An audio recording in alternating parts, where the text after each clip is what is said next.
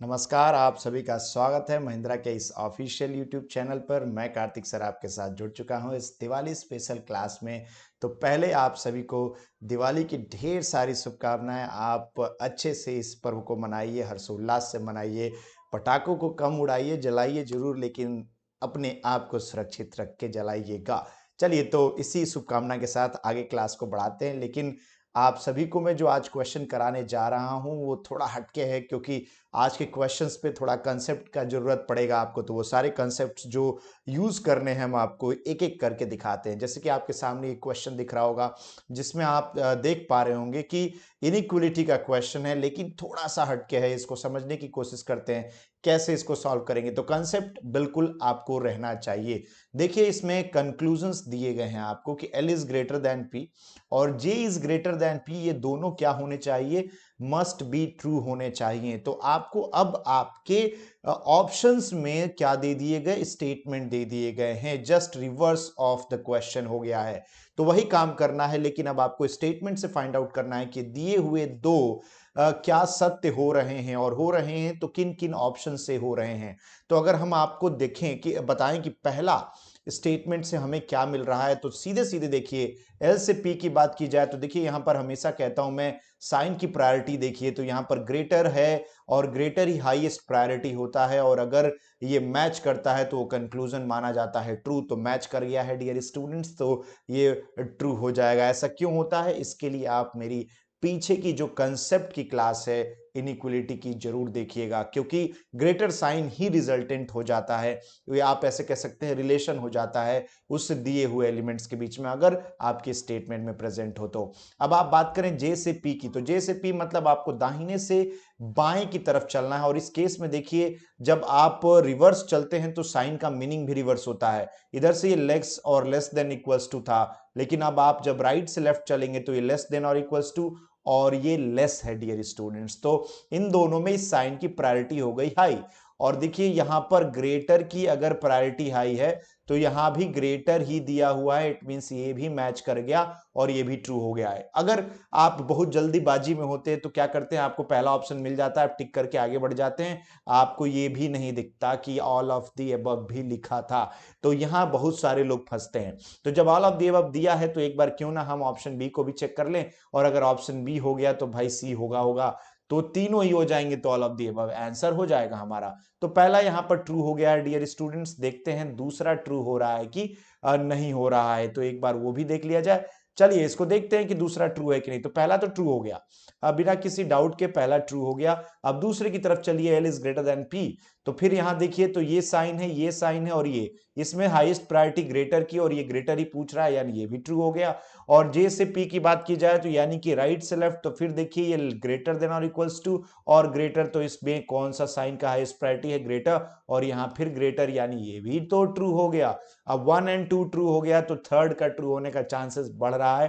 Third भी फटाफट देख लीजिए, L is greater than P. जी हाँ, देखिए यहां पर ग्रेटर साइन है तो ट्रू हो गया। और इधर से जब आइए तो खाली ग्रेटर ही साइन है एल और पी के, जे और पी के बीच में, तो ये भी क्या हो गया? ट्रू हो गया।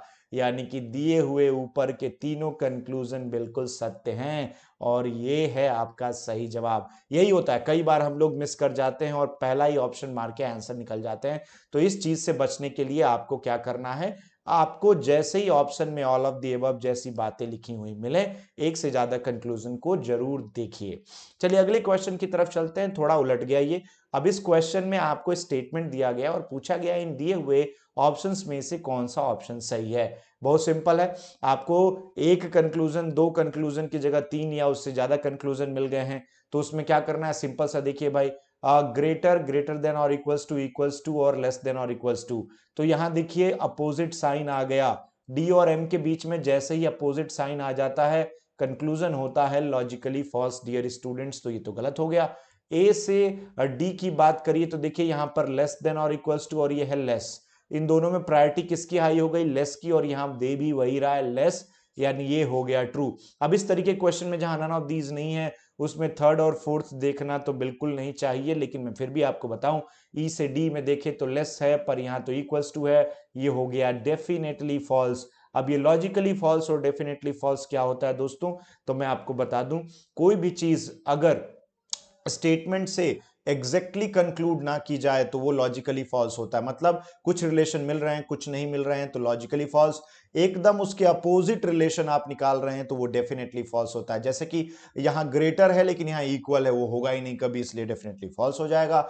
एम से आर के बीच में देखो यहां फिर अपोजिट साइन, तो यानी एम और आर के बीच में एग्जैक्ट रिलेशन बता पाना मुश्किल, और जैसे ही मुश्किल वैसे ही ये क्या हो जाएगा, लॉजिकली फॉल्स। यानी कि ऑप्शन नंबर 2 डियर स्टूडेंट्स बनता है इस आपका बिल्कुल सही जवाब। बहुत सिंपल है, अगर आप थोड़ा इसको इस तरीके से समझें कि कंसेप्ट वही अप्लाई होना है जो हमने पढ़ा है बेसिक। लोग इसको अलग अलग तरीके से आपको बताने की कोशिश करते हैं, लेकिन ऐसा कुछ है नहीं।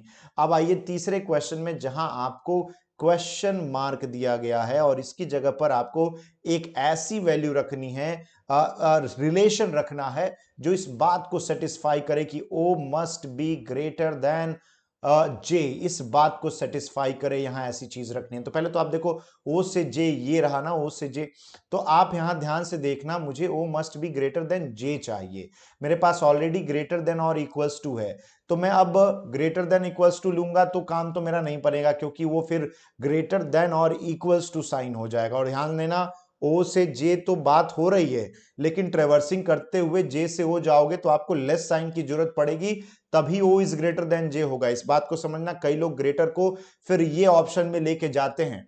तो अब देखो, ग्रेटर देन और इक्वल्स टू, अगर मान लो मैं ये वाला ले लिया, इधर से चलोगे तो ग्रेटर, इधर से जे से चल रहे हो, इसको आप ऐसे भी लिख सकते हो अगर आपको आसानी चाहिए तो। हमें एक्चुअली लेसर साइन चाहिए, लेसर, है ना। लेस देन और इक्वल्स टू है तो उससे तो लेस नहीं कंक्लूड हो पाएगा, यानी ये वाला भी चला गया। भाई ये दोनों, ये साइन से तो काम बनेगा नहीं, अपोजिट हो गया। ये साइन से भी काम नहीं बनेगा, अपोजिट हो गया। अब अगर मैं इक्वल्स भी लेता हूं दोस्तों, ध्यान से सुनना, इक्वल्स भी, तो भी मुझे ग्रेटर देन और इक्वल्स टू मिल रहा है, बट मुझे लेस चाहिए, सॉरी, लेस देन और equals to, J is less than और इक्वल्स टू वो मिलेगा, पर मुझे तो लेस चाहिए ना, तो मैं इक्वल भी नहीं ले सकता, तो लूंगा क्या, बट ऑब्वियसली मेरे पास ले दे के ऑप्शन बचता है खाली लेस। अब मैं जब यहां लेस रखूंगा तभी जाके मेरा ऑप्शन में आ जाएगा जे इज लेस देन ओ, और या फिर आप इसको इस तरीके से लिख सकते हैं, ओ इज ग्रेटर देन जे। तो ये आपका सही जवाब कौन सा है, डी वाला। समझ में आया, बहुत ही आसान है, कंसेप्ट पे जाइए, सीधा सीधा क्वेश्चन को रखिए और आंसर को निकालिए। तो क्वेश्चन मार्क वाले क्वेश्चन भी बहुत ही आसान होंगे और एग्जामिनेशन पॉइंट ऑफ व्यू से बहुत ही इंपॉर्टेंट है। दोस्तों आप इस बात को समझिएगा कि क्वेश्चंस के रंग बदल रहे हैं, रूप बदल रहे हैं, पर कंसेप्ट सेम रहता है। नेक्स्ट क्वेश्चन की तरफ चलते हैं, जहां दिया गया है P must be greater than Q is definitely true. तो P must be greater than Q must be definitely true के लिए क्या करना पड़ेगा, हमें देखना होगा कि इन ब्लैंक्स में जस्ट रिवर्स कर दिया। अब यहां पर आपको एलिमेंट्स हटा दिया गया, रिलेशन दिया गया है, तो P और Q की बात मत करिए, इससे ज्यादा की बात नहीं करना है। P और Q की बात करते हैं तो कहां रखेंगे, PQ यहीं रखेंगे ना। इस वाले केस में PQ यहां रखेंगे तो इक्वल्स टू आ रहा है, देखिए, और जबकि यहां पर सिर्फ ग्रेटर की जरूरत है, तो ये तो गलत हो गया, ये तो नहीं हो पाएगा। अब देखते हैं दूसरे वाले केस में क्या हो रहा है। दूसरे वाले केस में क्या हो रहा है डियर स्टूडेंट्स, देखिए जरा, यहां पर Q और यहां पर P, तो देखिए Q और P को यहां रखिएगा जरा, तो देखिए Q is greater then P हो जा रहा है, but P must be greater than Q होना चाहिए, भी गलत हो गया। अब हम नेक्स्ट वाले एलिमेंट में चलते हैं, देखिए जरा नेक्स्ट वाले में क्या जा रहा है, ऑप्शन से जाइए, बहुत आसानी से कट जाएगा। वैसे तो मैं ये बता रहा हूं, एक तरीका और बता दूंगा। देखो अब P से Q के बीच में देखो, तो यहां पर अपोजिट, सारे एलिमेंट लेने नहीं है, PQ अपोजिट साइन है, अपोजिट साइन मतलब ये हो गया लॉजिकली फॉल्स वाला केस, बट हमें तो चाहिए डेफिनेटली ट्रू, वो भी नहीं हो पाया भाई। तीसरा ऑप्शन भी नहीं हुआ। चौथे के साथ चलते हैं, देखते हैं शायद काम बन जाए। चौथे में देखिए Q कहाँ है यहां पर, और P कहाँ है यहां पर, फिर क्या हो गया, दोनों के बीच में अपोजिट साइन हो गया, और जैसे ही अपोजिट साइन लॉजिकली फॉल्स, बीच में क्या है उससे क्या लेना देना है, उन दोनों के बीच में अपोजिट साइन आ गया, काम खत्म हो गया। अब नेक्स्ट देखते हैं कि लास्ट वाला क्या है भाई, लास्ट बचा है तो वही आंसर है अब तो, लेकिन फिर भी समझिएगा, मुझे P यहां रखना होगा और मुझे Q यहां रखना होगा, राइट। देखिए जरा P और Q के बीच में क्या आया, ग्रेटर आ रहा है ना, तो यहां से P is greater then Q true हो जाएगा या नहीं, यानी ऑप्शन ई हो जाएगा ट्रू। तो इस तरीके से सभी एलिमेंट्स, बी की कोई जरूरत नहीं, सी की कोई जरूरत नहीं, और ए की कोई जरूरत नहीं। जो पूछ रहा है सिर्फ आप उसको रखिए और उससे रिलेशन को ड्रॉ करिए dear students, it will become so easy to solve the question. बस उतने से काम बनता है, ना कि हम हर एक एलिमेंट को रखते चले और निकालते चलें। तो ये काफी आसान हो जाता है आपके लिए, अगर आप क्वेश्चन को किस तरीके से टैकल करते हैं ये आपको पता चल जाए तो। तो ये रहा ओवरऑल एक इनइक्वालिटी के जो नए टाइप के क्वेश्चंस हैं उनको समझने का तरीका। अब नेक्स्ट चलते हैं सिलॉक्स में। भाई बड़ा दिन से ये ओनली और ओनली अ फ्यू का प्रॉब्लम जो चल रहा था उसको मैंने सोचा कि एक बार और आप लोगों के साथ शेयर कर दूं। तो बड़ी सिंपल तौर पे मैं बताता हूं और आगे भी बताता रहूंगा जब जब पर बच्चों को समस्या आएगी ओनली में। देखिए ओनली को चाहे जितना जो किसी तरह से समझा ले जाए, लेकिन इसका मतलब सिर्फ और सिर्फ यही होता है कि ऑल ग्रेट इज गॉड। और इसके पीछे का रीजन क्या है कि भाई ये जो ग्रेट है ना ये गॉड में तो होगा, ये तो 100% बात है। गॉड के अलावा उस गॉड में गॉडेस नहीं होगा, लेकिन ये तीसरा कुछ और भी हो सकता है। ग्रेट ह्यूमन भी हो सकते हैं, ऐसी बात नहीं है। तो ये लोग कहते हैं कि ग्रेट अगर गॉड हो गए तो अब वो ग्रेट कुछ होंगे ही नहीं। अरे क्यों नहीं होंगे भाई, वो ग्रेट का किसी तीसरे से भी रिलेशन हो सकता है, इस बात का ध्यान रखना। तो बस कन्वर्ट इस तरीके से करो और रिलेशन डेवलप करो, कोई प्रॉब्लम नहीं। ग्रेट जीनियस हो सकता है, ऐसा नहीं है ग्रेट गॉड हो गया तो जीनियस नहीं होगा। ये जो कहते हैं वो बिल्कुल गलत बताते हैं और आप इसको समझ लीजिएगा। फ्यू का मतलब सिर्फ और सिर्फ आप सिंपली सम लिखिए, जहां फ्यू आ गया वहां सम ऑटोमेटिक है dear students. Only a few का हमने आपको कई बार कहा है, लोग अलग अलग तरीके से भ्रमित करने की कोशिश करते हैं। सिंपल दो भाषा में लिखिए इसको, सम और सम नॉट। देखो जैसे ही फ्यू आ गया सम तो लगना ही है, और ओनली अ फ्यू का मतलब कुछ है तो बाकी कुछ नहीं है का मतलब हो गया सम नॉट। तो सम सम नॉट लग जाता है, और ऑल का मतलब आप लोग भली भांति जान ही रहे हो। तो इसको मैंने ब्रेक करके आपको समझा दिया इन वर्ड्स का मतलब। अब इसमें कहीं भी डाउट मत रखना चैंप्स। आगे बढ़ते हैं, इस क्वेश्चन को सॉल्व करने की कोशिश करते हैं, देखते हैं क्या है। तो ओनली गॉड इज ग्रेट का मतलब क्या हो जाएगा डियर स्टूडेंट्स, मैंने ऑलरेडी बताया था। All greats will become what, God. इस तरीके से सभी ग्रेट गॉड बन जाएंगे, ठीक। उसके बाद क्या है, सम ग्रेट्स आर जीनियस। कुछ ग्रेट्स क्या बन जाएंगे डियर स्टूडेंट्स, जीनियस बन जाएंगे, ठीक है। और only few genius is godman, मतलब सम जीनियस इज गॉडमैन। तो ध्यान रखना जो आप ये लिख रहे हो ना गॉडमैन, इसका इस गॉड और इस ग्रेट से कोई लेना देना नहीं है। Some genius are godman and some genius are not godman, इस तरीके से बनेगा। उसके बाद नेक्स्ट क्या है, all godmans are super hero. सभी के सभी गॉडमैन क्या हैं, वो हैं सुपर हीरो। तो ये आपका डायग्राम इस तरीके से बना। अब कंक्लूजन आपके स्क्रीन पर है कि क्या सभी सुपर हीरो जीनियस होंगे। तो ध्यान दीजिएगा, कुछ कुछ पार्ट जीनियस का गॉडमैन में नहीं जाएगा, ध्यान से सुनिएगा। कुछ पार्ट गॉडमैन का जीनियस का गॉडमैन में नहीं जाएगा, लेकिन कुछ पार्ट गॉडमैन का जीनियस में जाएगा, ये नहीं जाएगा ये हमें नहीं पता। ये तो आधा गया है ये हम जानते हैं, अब ये कुछ जाएगा या नहीं जाएगा बाकी का बचा हुआ ये हमें नहीं पता। तो सारा का सारा सुपर हीरो जीनियस है, फिलहाल तो दिखता नहीं दिख रहा। हमारे पास some genius are super hero और some super hero are genius दिख रहा है, लेकिन सारे के बारे में नहीं पता। तो ये क्या हो जाता है, लॉजिकली फॉल्स हो जाता है डियर स्टूडेंट्स। जब पूरा के बारे में नहीं जानते तो बोल ही नहीं सकते, तो लॉजिकली फॉल्स। यही पॉसिबिलिटी में पूछता, यहां लिख देता पॉसिबिलिटी, तो ये ट्रू हो जाता, क्योंकि जो नहीं जानते वहीं पॉसिबिलिटी लग जाती है। फिर देखिए, some god are not godman. कुछ गॉड गॉडमैन नहीं है बोल रहा है। तो अब देखिए, पहली बात तो आपको समझना पड़ेगा गॉड और गॉडमैन में कहां से रिलेशन बन रहा है। भाई देखिए, गॉड यहां है गॉडमैन यहां है, ये जीनियस गॉडमैन में नहीं जाएगा, लेकिन बाकी का जीनियस गॉडमैन में जाएगा या नहीं जाएगा उसका भी कोई बहुत डेटा और हमारे पास इंफॉर्मेशन है नहीं। तो गॉड और गॉडमैन से ले देकर कोई सामने रिलेशन नहीं बन रहा है, और नहीं बनने के कारण ये भी क्या हो जाएगा, लॉजिकली फॉल्स। यानी दोनों के दोनों कंक्लूजन अभी बनते हुए दिख रहे हैं लॉजिकली फॉल्स, इसलिए दोनों हो गए फॉल्स। अब देखिए जरा, सब्जेक्ट प्रेडिकेट सेम है तो नहीं है, और जब नहीं है तो दोनों फॉल्स ही बोले जाएंगे, और आंसर होता है neither one nor two follows. बहुत सिंपल भाषा में समझाने की कोशिश की आप लोगों को।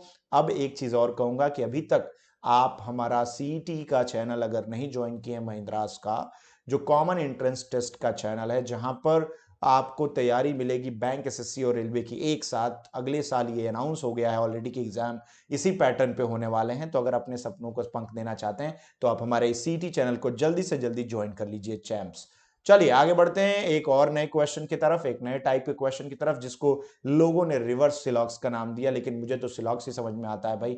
स्टेटमेंट से ही कंक्लूजन निकालना है तो अभी भी मैं यही करूंगा, ना कि कंक्लूजन से स्टेटमेंट निकालूंगा, ये तो हो ही नहीं सकता। हाँ, लेकिन ये जरूर जानूंगा कि इस कंक्लूजन निकलेगा कब। ये अब ये दोनों कंक्लूजन कब ट्रू होगा ये देखना है मुझे। अगर ये दोनों कंक्लूजन मुझे ट्रू लाना है तो एक तो निगेटिव है और एक तो पॉजिटिव है। देखो, एक सम और एक नो है, तो बट ऑब्वियसली है कि नो जो आएगा ना, वो नो ही से आएगा, यस से तो आ नहीं सकता। मैंने ऑलरेडी बोला है पॉजिटिव स्टेटमेंट से पॉजिटिव ही कंक्लूजन्स निकलते हैं और निगेटिव स्टेटमेंट से निगेटिव कंक्लूजन्स निकलते हैं, ये तो प्रमाणित है। पॉजिटिव से पॉजिटिव ट्रू होंगे और निगेटिव से निगेटिव ट्रू होंगे डेफिनेट केस में, क्योंकि ये डेफिनेट केस के क्वेश्चन, इसमें पॉसिबिलिटी नहीं है। यानी हमें कॉम्बिनेशन चाहिए निगेटिव और पॉजिटिव का। दोस्तों ये देखिए पहला वाला जो आपका ये स्टेटमेंट है, इसमें ये भी पॉजिटिव, ये भी पॉजिटिव, ये भी पॉजिटिव और ये भी पॉजिटिव। जब सारे स्टेटमेंट पॉजिटिव हैं तो वहां निगेटिव कैसे निकलेगा मुझे आप बताइए। निगेटिव निकल नहीं सकता और नहीं निकलेगा तो ये स्टेटमेंट होने से रहा। दूसरे पे आइए, ये भी पॉजिटिव, ये भी पॉजिटिव, ये भी पॉजिटिव और ये भी पॉजिटिव, सेम केस।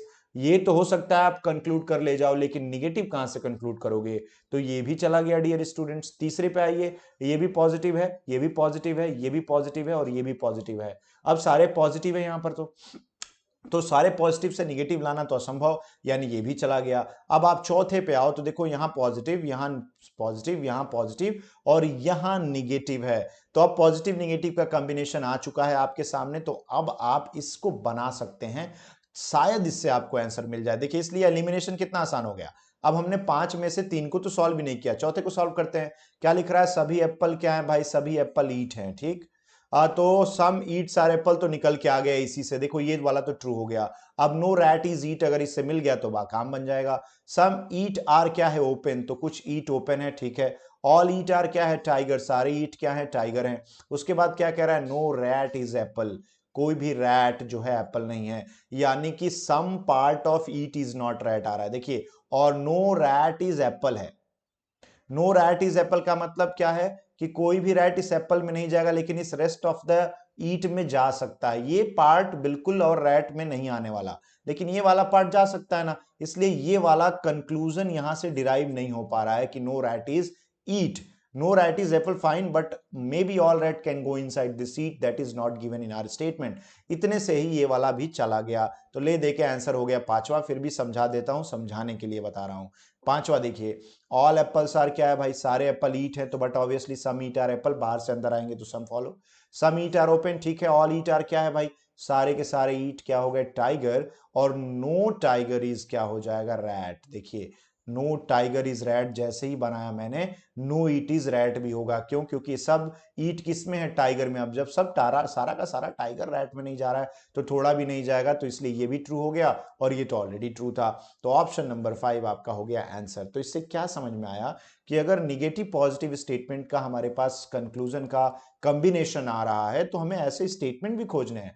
खाली पॉजिटिव का होता है यहाँ पर तो मुझे खाली पॉजिटिव से जाना होता, खाली निगेटिव होता तो खाली निगेटिव स्टेटमेंट से जाता मैं, फिर पॉजिटिव से वो निगेटिव नहीं आएगा। यही तरीका है स्टेटमेंट को डिराइव करना कंक्लूजन से, जिसको आप लोग रिवर्स सिलॉक्स कहते हो, मैं उसको सिलॉक्स ही कहता हूं, क्योंकि है तो सिलॉक्स, उसमें क्या अदर से कोई चीज नहीं दिखी, नहीं, बिल्कुल भी नहीं। तो यहां तक आपको होप आज समझ में आया होगा। क्लास लाइक करते रहिए, शेयर करते रहिए अगर अच्छा लग रहा है तो। आगे चलते देखिए, इस एक और क्वेश्चन है जिसमें पॉसिबिलिटी भी लेकर समझाने की कोशिश की है मैंने। क्या है, ऑल चेयर्स आर टेबल्स, सारे के सारे चेयर्स क्या हैं डियर स्टूडेंट्स, टेबल्स हैं। ऑल टेबल्स आर बोट, सभी के सभी टेबल्स क्या हैं, बोट हैं। अब ये बोट है और ये सम बॉटल्स आर जार। अब देखो ना तो बॉटल है और ना ही जार है हमारे पास, तो कोई चीज कॉमन नहीं है, तो मैं अलग बनाऊं, सम बॉटल्स लिख देता हूं, आर जार्स, और नो जार इज, ये जार है भाई, और नो जार इज बकेट। अब देखो दो अलग अलग स्टेटमेंट बन गए डियर स्टूडेंट्स, ये दोनों अलग हैं, तो इसको जबरदस्ती जोड़ने की बिल्कुल भी कोशिश ना करिए। दो अलग चीजें, दो अलग चीजें रखिए। हो सकता है एक ही क्वेश्चन में इस तरीके के स्टेटमेंट मिल जाएं जो को रिलेट ना करते हो, जैसे आपको इनइक्वलिटी में मिलता है, यहां भी मिल सकता है। अब क्या पूछ रहा है वो डिपेंड करता है। सम टेबल्स बीइंग जार, कुछ टेबल जार हो इसकी संभावना है, तो देखो टेबल एक दूसरे ग्रह का बात है और जार एक दूसरा ग्रह है, दोनों ग्रह के बीच में कोई भी जानकारी नहीं है, तो कुछ भी पॉसिबल हो सकता है भाई। सम टेबल्स बीइंग जार हो सकता है, सम जार्स बीइंग टेबल हो सकता है, ऑल टेबल्स बीइंग जार हो सकता है। जब हम इन दोनों के बारे में जानते ही नहीं, दो अलग अलग ब्रह्मांड के सितारे हैं, तो कुछ भी पॉसिबल है उन दोनों के बीच में। जहां हम नहीं जानते वहां लगाते हैं पॉसिबिलिटी, तो ये बिल्कुल ट्रू हो गया। अब देखिए, सम बॉटल्स आर चेयर, बॉटल और चेयर में कोई हमारे पास रिलेशन नहीं, तो ये हो जाएगा लॉजिकली फॉल्स। बोट और बकेट में कोई रिलेशन, बोट और बकेट में भी कोई रिलेशन नहीं है, तो ये भी क्या हो जाएगा, लॉजिकली फॉल्स। यानी पहला कंक्लूजन सिर्फ ट्रू होगा, दूसरा तीसरे में कोई रिलेशन नहीं बनने की वजह से दोनों ही क्या हो गए, लॉजिकली फॉल्स। ध्यान देना, अगर यहां पर सब्जेक्ट प्रेडिकेट सेम होता तो आइदर और के बारे में सोचते भी, पर अब नहीं सोचेंगे क्योंकि वो दोनों सेम नहीं है एट ऑल। फाइन, तो इस तरीके के भी क्वेश्चन देखे जा सकते हैं जहां स्टेटमेंट का कोई कॉम्बिनेशन ना बने दोस्त, तो इससे भागना नहीं है। चलिए अगले क्वेश्चन की तरफ आ चुके हैं जो है ब्लड रिलेशन का। अच्छा लग रहा है तो लाइक करो भाई, लाइक करते रहो। चलो क्या है, सिंपल देखो, ये ब्लड रिलेशन का एक क्वेश्चन जो आपके प्रीलिम्स के पॉइंट ऑफ व्यू से बड़ा इंपॉर्टेंट 3 नंबर का सवाल पूछा जा सकता है। कैसे सॉल्व करना है, सिंपल है, हमेशा जोड़ देता हूं रीअरेंजमेंट।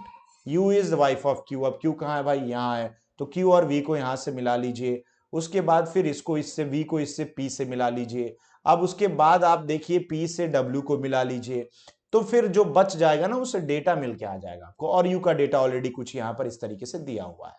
ठीक, तो रीअरेंजमेंट ऑफ सेंटेंसेस पे फोकस करिए। एक बार में आपको, बच्चे तो है नहीं हम लोग की लाइन से हमें रिलेशन दे देगा, अरेंज कर लीजिए फिर आसान है। तो मैं बना देता हूं, मैं पहले कैसे जाऊंगा, मैं स्टेटमेंट वाइज लिख रहा हूं, मैं पहले इसको लिखूंगा, फिर मैं इसको इससे कनेक्ट कर दूंगा, ये मेरी दूसरी लाइन होगी, फिर ये मेरी तीसरी लाइन होगी, फिर ये मेरी चौथी लाइन होगी, इसी तरीके से फिर मेरी ये पांचवी लाइन होगी। टी इज द, वो तो मुझे मिल जाएगा, लेकिन मैं ये पांचवी लाइन इसको लूंगा और फिर छठी लाइन मेरी ये रहेगी और मेरा आंसर बनेगा। देखिए कैसे, you is wife of Q, ऐसा ही है ना, तो you is wife of Q, तो यू वाइफ मतलब फीमेल, तो क्यू मेल, बात समझ में आ गई। क्यू और वी दोनों दोनों जो है ब्रदर और सिस्टर हैं, मे और मे नॉट बी रिस्पेक्टिवली, कह के भी क्या करोगे यार, हमें पता चल गया है क्यू क्या है ब्रदर, तो वी क्या हो गया, सिस्टर हो गई, क्योंकि एक ब्रदर एक सिस्टर तो है डियर स्टूडेंट्स, राइट। अब नेक्स्ट डेटा क्या जा रहा है देखिएगा, नेक्स्ट डेटा हम किससे कनेक्ट कर दें, इससे, P is the only son of V, P इकलौता बेटा है किसका, वी का, तो बेटियां हो सकती हैं लेकिन बेटा सिर्फ एक ही होगा, ये 100% श्योर हो गया है। उसके बाद देखिए कहां रिलेट करा जाए भाई, P is the father of W, P is the father of W, अब W is the father of P, I am sorry, W is the father of P, यानी W is married with V, तभी W is father of P है, तो ये बन गया। अब मैं चौथे के बाद पांचवा क्या जोड़ता हूं कि U is the mother of 2 childrens and neither of them is son, U जो है वो माँ है 2 बच्चों की और उनके दोनों ही बच्चे बेटे नहीं है, तो क्या है, बेटियां हैं, ध्यान से सुनिए। और फिर ये लाइन जुड़ती है कि T is sister of R, तो बट ऑब्वियसली है टी सिस्टर ऑफ आर, तो इन दोनों में आप रख दीजिए टी और आर को, आपका पूरा का पूरा फैमिली बनके हो गया है तैयार। अब सवाल क्या है कि what is the relation of T with respect to V, T का रिलेशन वी से क्या होगा, तो नीचे से ऊपर की तरफ जाएंगे तो डियर स्टूडेंट्स ये हो जाएगा नीस, क्योंकि खुद की बेटी नहीं है वी की, उनके भाई की बेटी है, तो बट ऑब्वियसली होगा आंसर नीस। यही ऊपर से नीचे पूछता how is V related to T, तो आपका आंसर बनता V is aunt of T, लेकिन अभी नीस होगा क्योंकि टी से वी का संबंध पूछा गया है, T is niece of V हो जाएगा। इस तरीके से क्वेश्चन को बड़ा ध्यान से पढ़ना पड़ता है, कई बार हम फैमिली ट्री सही बना ले जाते हैं लेकिन आखिरी तौर पे जब क्वेश्चन सॉल्व होता है तो वहां हो जाती है हमसे बहुत भारी सी मिस्टेक और फिर पूरा का पूरा नंबर जाता है हमारा एग्जाम में। चलो एक क्वेश्चन आपके सामने रख रहा हूं जो रिलेटेड है आपका सिटिंग अरेंजमेंट से, सिटिंग अरेंजमेंट का ये क्वेश्चन है, जरा देखिए इसमें क्या लिख रहा है, a few people are sitting in a row facing north, कुछ लोग हैं, कितने लोग हैं ये हम लोगों को पता नहीं है, लेकिन सभी के सभी लोग कहां फेस कर रहे हैं, नॉर्थ की तरफ फेस कर रहे हैं। तो एक बार आप इसको जरा पढ़िए और समझ,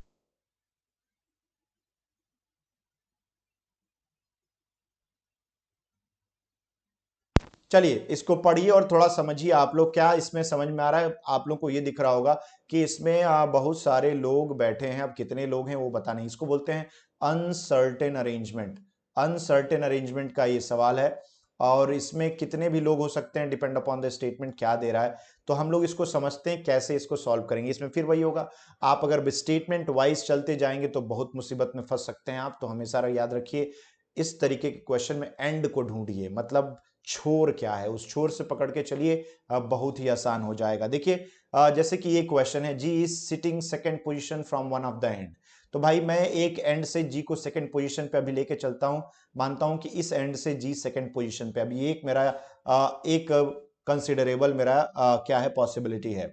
उसके बाद मैं देखता हूं कि दो लोग एफ और जी के बीच में बैठते हैं, ये वाला देखो मैं लास्ट से चल रहा हूं क्योंकि मुझे लास्ट से एक एंड मिल रहा है। और फिर देखिए दो लोग एफ और जी के बीच में बैठते हैं, तो एक और दो, और यहाँ कौन आ जाएगा, एफ।